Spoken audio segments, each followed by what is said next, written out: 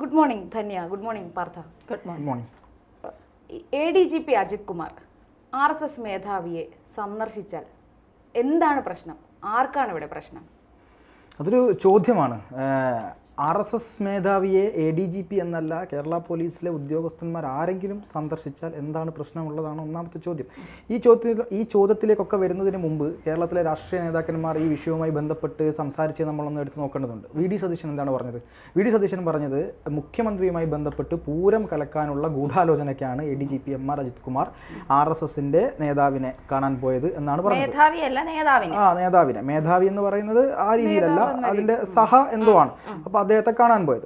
അപ്പം അതിനുശേഷം ബിനോയ് വിശ്വം പറയുന്നു എന്തിന് ഈ ഒരു RSS നേതാവിനെ കാണാൻ ഇവർ പോകണം എന്നുള്ളതാണ് ബിനോയ് വിശ്വത്തിന്റെ ചോദ്യം. അതിനുശേഷം MV ഗോവിന്ദൻ മാഷോട് ചോദ്യം ചോദിക്കുമ്പോൾ അദ്ദേഹം പറയുന്നു അതിനെന്താ എന്നൊരു മാധ്യമങ്ങളോട് കൃത്യമായിട്ടാണ് MV ഗോവിന്ദൻ മാഷ് ചോദിച്ചത്. അതിനെന്താ? ഈ അതിനെന്താ എന്ന് പറയുന്ന ആ കാര്യത്തെ പിടിക്കാനാണ് ഞാൻ ഉദ്ദേശിക്കുന്നത്. കാരണം അതിനെന്താ എന്നുള്ള ഒരു ചോദ്യത്തിൽ ഒരുപാട് കാര്യങ്ങളുണ്ട്. ഇന്ന് നമ്മൾ നേരത്തെ ചർച്ച ചെയ്തതുപോലെ ശ്രീജിത്ത് പണിക്കരുടെ ഫേസ്ബുക്ക് പോസ്റ്റ് ഒക്കെ നമ്മൾ കണ്ടതാണ്. അതിലൊക്കെ അദ്ദേഹം കൃത്യമായ കാര്യങ്ങൾ ചോദിക്കുന്നുണ്ട്. അപ്പോൾ പ്രത്യേകിച്ച് ശ്രദ്ധിക്കേണ്ടത് അത് പറഞ്ഞത് ആര് എന്നുള്ളതാണ്. അതായത് കേരളം ഭരിക്കുന്ന പാർട്ടിയുടെ നേതാവാണ്, പാർട്ടിയുടെ ശബ്ദമാണത്. അതായത് സർക്കാരിന്റെ ശബ്ദമായിട്ട് തന്നെ നമ്മൾ അതിനെ വ്യാഖ്യാനിക്കണം. തീർച്ചയായും ഈ MV ഗോവിന്ദൻ മാഷാണ് കേരളം ഭരിക്കുന്ന പാർട്ടിയുടെ സംസ്ഥാന സെക്രട്ടറി നിൽക്കുന്നത്. അപ്പോൾ അദ്ദേഹം ചോദിച്ചാൽ അതിനെന്താന്നുള്ളതാണ്. ഈ അതിനെന്താ എന്നതിലേക്കാണ് നമ്മൾ കടക്കേണ്ടത്. കാരണം ADGP MR അജിത് കുമാറിനെ ഈ RSS നേതാക്കന്മാരെ പോയി കണ്ടാൽ അതിന് നിയമപരമായി ഇന്ത്യയിൽ ഭരണഘടനാപരമായി എന്തെങ്കിലും തടസ്സമുണ്ടോ എന്നുള്ളതാണ് ഒന്നാമത്തെ ഏറ്റവും പ്രധാനപ്പെട്ട ചോദ്യം. അതിന് അത്തരത്തിൽ യാതൊരുവിധ തടസ്സവും ഇല്ല എന്നുള്ളതാണ് നമ്മൾ മനസ്സിലാക്കേണ്ടത്. കാരണം ഒരു പോലീസ് ഉദ്യോഗസ്ഥന് പേഴ്സണലായിട്ടോ അല്ലെങ്കിൽ അദ്ദേഹത്തിൻ്റെ ഈ ജോലി സംബന്ധമായിട്ടോ ഇന്ത്യയിൽ നിരോധിക്കാത്ത ഏത് സംഘടനയുടെ നേതാവിനെ പോയി കാണാനും ഒരു പ്രശ്നവുമില്ല എന്ന് കരുതി ഏതെങ്കിലും നേതാവിനെ പോയി കണ്ടൊരു ഗൂഢാലോചന നടത്താനൊന്നും അദ്ദേഹത്തിന് അധികാരമില്ല. പക്ഷെ നോർമലായിട്ട് കാണാൻ പോകുന്നതിന് യാതൊരു പ്രശ്നവുമില്ല. പിന്നെ രണ്ടാമത്തെ കാര്യം എന്ന് പറയുന്നത് ഇവിടുത്തെ CPIയുടെ നേതാക്കന്മാരും ഈ കോൺഗ്രസും ഒക്കെയാണ് ഈ കാര്യം വളരെയധികം പറഞ്ഞുകൊണ്ടിരിക്കുന്നത്. ഇവർക്കൊക്കെ ഇത് പറയാനുള്ള ധാർമ്മികമായ അവകാശം എന്താണ് എന്നുള്ളതാണ് എൻ്റെ ചോദ്യം. കാരണം നമ്മൾ ചരിത്രം എടുത്ത് പരിശോധിക്കുന്ന സമയത്ത് പല സമയങ്ങളിലും വടകരയിൽ KP ഉണ്ണികൃഷ്ണൻ മത്സരിക്കുന്ന സമയത്ത് വലിയ തരത്തിലുള്ള ഈ കോലീബി സഖ്യ ആരോപണങ്ങളുണ്ടായി. ബേപ്പൂരിൽ ഈ കോലീബി സഖ്യ ആരോപണങ്ങളുണ്ടായി. അതായത് കോൺഗ്രസ്, ലീഗ്, BJP ഒരുമിച്ച് ചേർന്നുകൊണ്ട് കേരളത്തിലെ കമ്മ്യൂണിസ്റ്റ് പാർട്ടിയെ ഇടതുപക്ഷത്തെ പരാജയപ്പെടുത്താൻ ശ്രമിച്ചു എന്നുള്ളത് വലിയ ആരോപണങ്ങളായി വന്നൊരു കാര്യമാണ്. അവിടെ ഈ RSS തന്നെ മുൻ നേതാക്കൾ, അതായത് BJPയുടെ തന്നെ മുൻ നേതാക്കന്മാരായിട്ടുള്ള പല ആളുകളും ഇത് വെളിപ്പെടുത്തിയിട്ടുമുണ്ട്. ഇതാണ് ഒന്ന്.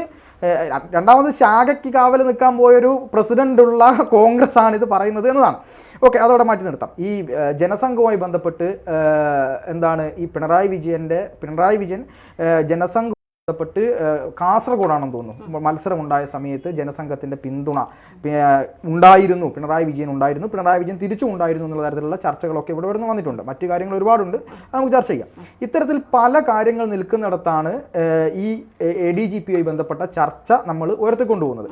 ഈ ഒന്നാമത്തത് ADGPക്ക് എന്തെങ്കിലും ഒരു സുരക്ഷാ പ്രശ്നം, അതായത് ഇന്ത്യയിലെ തന്നെ ഏറ്റവും വലിയ സംഘടനയുടെ, ഒരു വലിയ സാംസ്കാരിക സംഘടനയുടെ നേതാക്കന്മാരെ പോയി കാണുന്നതിന് അദ്ദേഹം ഒരു ലോ ആൻഡ് ഓർഡർ ADGP ആണ്. അതായത് ക്രമസമാധാന ചുമതലയുള്ള, അതുപോലെ തന്നെ ബറ്റാലിയന്റെ ചുമതലയുള്ള ഒരു ADGP ആണ് MR അജിത് കുമാർ എന്ന് പറയുന്നത്.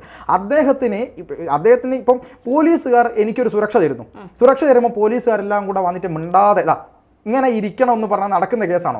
നടക്കുന്ന കേസല്ല. എനിക്കൊരു സുരക്ഷാ ചുമതലയുള്ള ഉദ്യോഗസ്ഥനുണ്ടെങ്കിൽ ആ ഉദ്യോഗസ്ഥൻ എൻ്റെ അടുത്ത് വന്നിട്ട് എന്താണ് പരിപാടി, എന്താണ് കാര്യം, എന്തൊക്കെയാണ് ഇന്നത്തെ അവസരങ്ങൾ, എന്തൊക്കെയാണ് താങ്കളുടെ പദ്ധതികൾ എന്നൊക്കെ ചോദിക്കാൻ വേണ്ടി ഹോട്ടലിലേക്ക് പോകാനും കാണാനും സംസാരിക്കാനും ഒക്കെ ഇവിടെ സ്വാതന്ത്ര്യമുണ്ട്.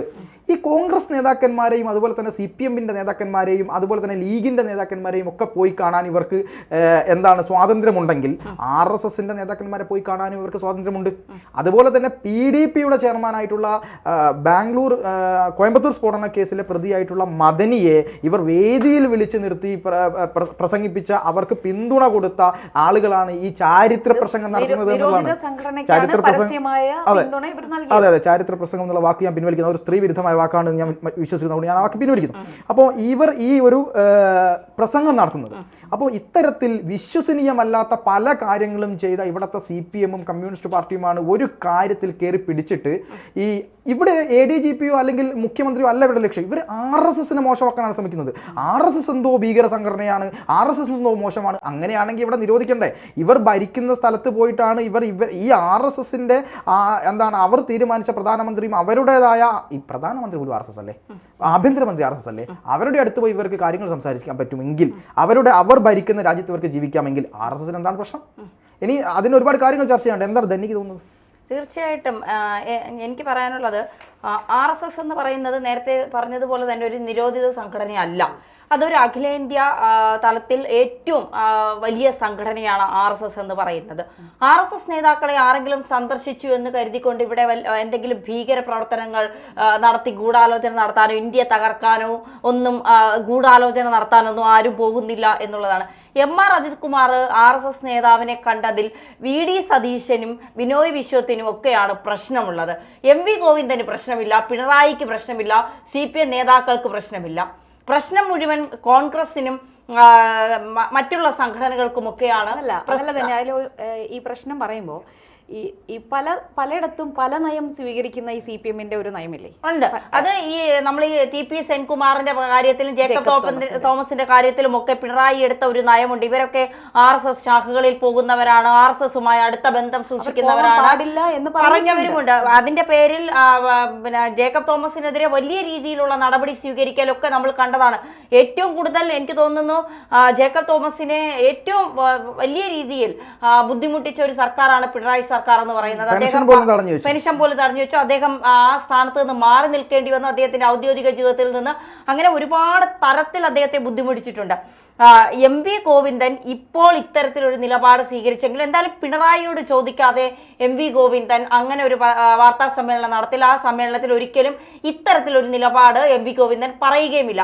അപ്പോൾ പിണറായിയുടെ അറിവോടുകൂടി തന്നെയാണ് MR അജിത് കുമാർ ഈ RSS നേതാക്കളെ കാണാൻ പോയത് എന്ന് നമ്മൾ വിശ്വസിച്ചേ മതിയാകൂ. കാരണം അത്തരത്തിൽ ഒരു നീക്കം നടന്നതുകൊണ്ടാണ് ഇക്കാര്യത്തിൽ പിണറായി മിണ്ടാത്തത്. ഇതിലിനി പൂരം കലക്കാൻ MR അജിത് കുമാർ RSS നേതാക്കളെ കൂട്ടുപിടിച്ചോ എന്നൊക്കെ ചിലർ ചോദിക്കുന്നത് അതൊക്കെ വെറും വെട്ടിത്തരമാണ്. ഇന്നലെ ഒരു വർഷം മുന്നേ പാർത്ഥൻ അത് സൂചിപ്പിച്ചിരുന്നു. ഒരു വർഷം മുൻപ് ഇവർ കണ്ടതാണ്. ഒരു വർഷം മുൻപ് കണ്ട അന്നേ ആലോചിച്ചു സുരേഷ് ഗോപി ഇവിടെ തിരഞ്ഞെടുപ്പിൽ മത്സരിക്കുന്ന സമയത്ത് നമുക്ക് എങ്ങനെയും പൂരം കലക്കി സുരേഷ് ഗോപി അതിന്റെ അകത്ത് കൊണ്ടുവന്ന് കുറച്ചോട്ട് പിടിക്കണം. അങ്ങനെ അത്ര അങ്ങ് വിദൂരമായി ചിന്തിച്ചു പോകുന്നു എന്നുള്ളതാണ്. ഇതിപ്പോ ഈ 91 കോലീബി സഖ്യം, Congress Muslim league BJP സഖ്യമുണ്ടാക്കി. 89 VP സിംഗും CPM BJP സഖ്യമുണ്ടാക്കി. മാത്രമല്ല 77 CPM-ഉം RSS അന്ന് RSS ഇല്ല ജനസംഘവുമായി സഖ്യമുണ്ടാക്കി. RSS PDP ഈ PDP-യുമായി ഒരു രഹസ്യബന്ധം ഇവർക്കാകാമെങ്കിൽ, ഇപ്പൊ മദനിയെ കൊണ്ട് ഇവർക്ക് നടക്കാമെങ്കിൽ, മദനിയുമായി വേദികൾ പങ്കിടാമെങ്കിൽ, RSSനെ കൊണ്ട് RSSനെ ആരെങ്കിലും കണ്ടാൽ എന്താണ് ഇവർക്ക് ഇത്ര പ്രശ്നം? പറയാൻ പാടില്ല. അത് പറഞ്ഞാൽ എന്താണ് ന്യൂനപക്ഷത്തെ നമ്മൾ അവഹേളിച്ചു എന്നുള്ള നിരോധിച്ചപ്പോ അതിലുള്ള ആളുകളൊക്കെ എങ്ങോട്ട് പോയി എന്നുള്ളത് വലിയ ചോദ്യമാണ്. അതെ, പല രൂപത്തിൽ പോപ്പുലർ ഫ്രണ്ട് നിരോധിച്ചപ്പോൾ അതിലുള്ളവരൊക്കെ എവിടെ പോയി? ചുവന്ന തൊപ്പി. അതെ, അവരൊക്കെ നമ്മുടെ ഇടയിൽ തന്നെ പല പാർട്ടികളിൽ ഇപ്പോഴും സജീവമായി പ്രവർത്തിക്കുന്നുണ്ട്.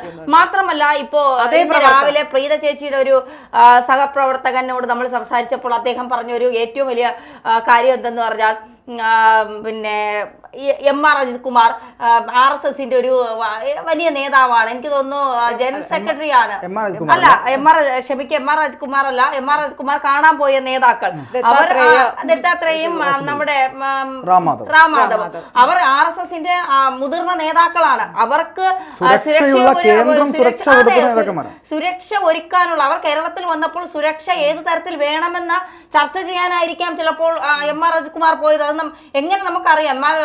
MR അജിത് കുമാർ ഒരു ഗൂഢലക്ഷ്യം നടത്താൻ വേണ്ടി പോയതാണ് എന്ന് ഈ കോൺഗ്രസും പിന്നെ മറ്റുള്ള പാർട്ടിക്കാരും പറയുന്നത് എന്തുകൊണ്ടാണ്? കോൺഗ്രസിന് എന്താണ് ഇത്ര MR അജിത് കുമാർ RSS നേതാവിനെ കാണുമ്പോൾ കോൺഗ്രസിന് എന്താണ് ഇത്ര അസ്വസ്ഥരാകുന്നത്? RSSനെ കോൺഗ്രസ് ഭയപ്പെടുന്നു.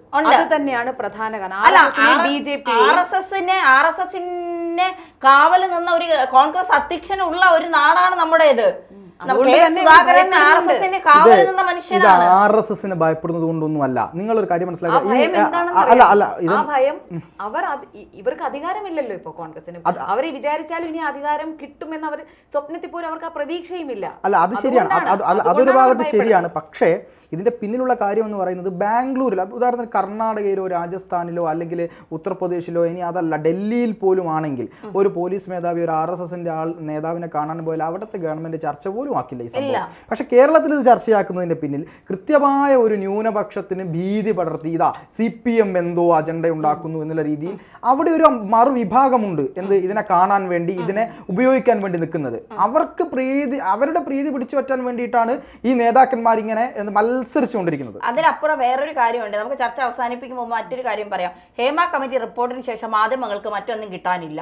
നോക്കിയപ്പോൾ MR അജികുമാർ RSS നേതാവിനെ കണ്ടു. ഇനി കുറച്ച് ദിവസം അത് വെച്ചിട്ട് കുറച്ച് ബൈറ്റുകൾ എടുക്കുക, കുറച്ച് കാര്യങ്ങൾ കാണുക. MR അജികുമാർ ഔദ്യോഗിക വാഹനത്തിലല്ല പോയത്, അദ്ദേഹം സ്വകാര്യ സന്ദർശനത്തിനാണ് പോയത്. ഒരു RSS നേതാവിനെ MR അജികുമാറിനെ പോലും ഔദ്യോഗിക പദവിയിലിരിക്കുന്ന ഒരാൾക്ക് കാണാൻ പാടില്ല എന്ന് ഒരു ഭരണഘടനയിൽ എഴുതിയിട്ടില്ല. MR അജികുമാറിന് തീവ്രവാദ ബന്ധമില്ലാത്ത ഏത് നേതാവിനെയും, നിരോധിത സംഘടനയല്ലാത്ത ഏത് സംഘടനയിലുള്ള നേതാവിനെയും കാണാം. അതിനുള്ള അവകാശമുണ്ട്. അത് അദ്ദേഹത്തിന്റെ വ്യക്തി സ്വാതന്ത്ര്യമാണ്. അതിനിവിടെ ആരും അസ്വസ്ഥതപ്പെടുത്തിയിട്ടോ കിടന്ന് തിളച്ചിട്ടോ ഒരു കാര്യവുമില്ല, വിവാദമാക്കേണ്ട ആവശ്യവുമില്ല. മാത്രമല്ല വേറൊരു കാര്യം കൂടെ, ഈ വിദേശത്തുള്ള ചില നേതാക്കന്മാരൊക്കെ മരിച്ചാൽ ഇവിടെ അതിന് ഇവിടെ അനുശോചന യോഗം ചേരുന്ന ആളുകളാണ് ഇവിടെ ഉള്ളത് എന്നും കൂടെ പറഞ്ഞുകൊണ്ട് നമുക്ക് അവസാനം. അതെ.